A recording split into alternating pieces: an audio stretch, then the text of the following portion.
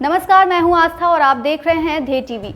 NCRB से मिले आंकड़े बताते हैं कि 2021 में रेप के 31,677 मामले दर्ज हुए थे, जिसमें से 12,951 यानी 40% से ज्यादा मामले ऐसे थे जिनमें विक्टिम ने ये दावा किया था कि उसके साथ शादी का वादा करके रेप किया गया था। इसका मतलब ये हुआ कि भारत में हर साल रेप के जितने मामले दर्ज होते हैं उनमें से ज्यादातर ऐसे मामले होते हैं जिनमें विक्टिम का ये क्लेम होता है कि आरोपी ने उससे शादी का वादा करके फिजिकल रिलेशन बनाया था। ऐसा एक मामला उत्तर प्रदेश के लखनऊ में देखने को मिला। लखनऊ के चिन्हट थाने में एक युवती ने 15 जून 2022 को गोविंद राय उर्फ मोनू के खिलाफ एक रेप केस दर्ज कराया था।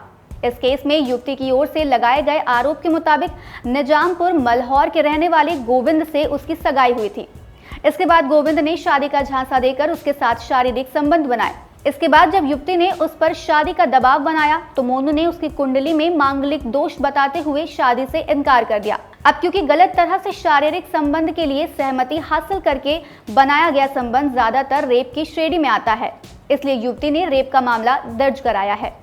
यहाँ तक भले ही मामला आपको साधारण लगता हो, पर असल में ये इतना पेचीदा है कि इस पर सुप्रीम कोर्ट को स्वतः संज्ञान लेकर हाई कोर्ट के आदेश पर रोक लगानी पड़ी है। दरअसल मोनू पर आरोप के बाद मामला निचले कोर्ट में पहुंचा। प्रक्रियात्मक औपचारिकताओं के पूरा होने के बाद मामला हाई कोर्ट पहुंचा। हाई कोर्ट में मोनू की ओर से तर्क दिया गया था कि शादी के समारोह का आधा हिस्सा संपन्न कर लिया गया था। इसके बाद जब उन्हें ये पता चला कि लड़की मांगलिक है तो उन्होंने शादी से इनकार कर दिया, तो ये किसी भी तरह से रेप नहीं है। इसके बाद पीड़िता की ओर से ये तर्क दिया गया कि पीड़िता मांगलिक नहीं है। दोनों पक्ष की बहस सुनने के बाद इलाहाबाद हाई कोर्ट की लखनऊ बेंच ने 23 मई को आदेश दिया कि दोनों पक्ष 10 दिन के अंदर अपनी अपनी कुंडली को लखनऊ यूनिवर्सिटी के ज्योतिष विभाग को सौंप दे। साथ ही यूनिवर्सिटी के ज्योतिष विभाग के एचओडी को आदेश दिया गया कि पीड़िता की कुंडली की जांच करके रिपोर्ट को एक बंद लिफाफे में 3 हफ्ते के अंदर हाईकोर्ट में पेश करें। ये मामला किसी तरह सुप्रीम कोर्ट के संज्ञान में आ गया, जिसके बाद भारत के मुख्य न्यायाधीश चंद्रचूड़ के निर्देश पर एक विशेष बेंच का गठन किया गया। सुप्रीम कोर्ट में केंद्र की ओर से पेश हुए सॉलिसिटर जनरल तुषार मेहता ने कहा कि हाईकोर्ट का यह आदेश परेशान करने वाला है।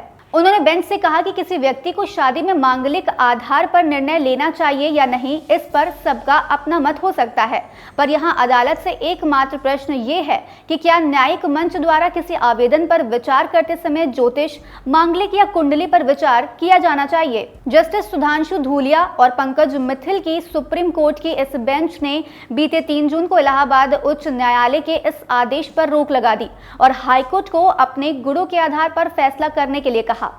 सुप्रीम कोर्ट की ओर से कहा गया कि हम इस मामले के गुण दोष पर कुछ नहीं कहते, लेकिन न्याय के हित में लखनऊ विश्वविद्यालय के ज्योतिष विभाग के एचओडी को दिए गए आदेश के संचालन और प्रभाव पर रोक लगाई जा रही है।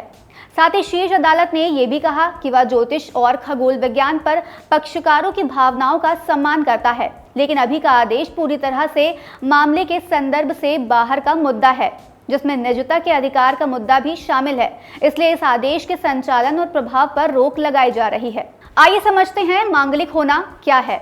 दरअसल मांगलिक होने या मांगलिक दोष होने की मान्यता असल में एक आम विश्वास है, जहां लोगों का मानना होता है कि एक मांगलिक व्यक्ति एक गैर मांगलिक से शादी करेगा तो जीवन साथी के लिए दुख, अस्वस्थता और यहाँ तक कि मृत्यु लाने वाला होगा। विशेषज्ञ बताते हैं कि किसी व्यक्ति की कुंडली में मंगल ग्रह की स्थिति के आधार पर उसे मांगलिक माना जाता है। असल में ज्योतिष में कुंडली एक ऐसा चार्ट है जो किसी व्यक्ति के जन्म के समय सूर्य, चंद्रमा और विभिन्न ग्रहों की स्थितियों को दिखाता है। ऐसा माना जाता है कि ये ग्रह व्यक्ति के चरित्र और उसके जीवन की दिशा को प्रभावित करते हैं। अब क्योंकि मंगल ग्रह बहादुरी और जुनून का ग्रह है, इसलिए मंगल का प्रभावशाली होना कोई बुरी बात नहीं है। इसका पूरा प्रभाव इसके साथ के अन्य ग्रहों के संरेखण पर निर्भर करता है। यानी कुंडली के अन्य शुभाशुभ योगों को मिलाकर पढ़ा जाए तो ही किसी बुरे या अच्छे प्रभाव के बारे में सोचा जा सकता है, क्योंकि जन्म पत्रिका में ऐसी अनेक स्थितियां हैं जो मंगल दोष के प्रभाव को कम कर सकती हैं या उन्हें समाप्त कर सकती हैं। अब क्योंकि मंगल आक्रामकता का ग्रह है, इसलिए इसका प्रबल होना अच्छे के साथ साथ बुरा भी माना जाता है, जिसके चलते वैमनस्य, संघर्ष और जीवन साथी की मृत्यु जैसे प्रभावों की कल्पना की जाती है। अब बात करते हैं ज्योतिष की। दरअसल ज्योतिष को भले ही विज्ञान की शाखा में रखा गया है, लेकिन वैज्ञानिक इसे पूर्ण विज्ञान कभी नहीं मानते हैं, क्योंकि इसके रिजल्ट हमेशा पूर्वानुमान पर आधारित होते हैं, जो सही भी हो सकते हैं और नहीं भी।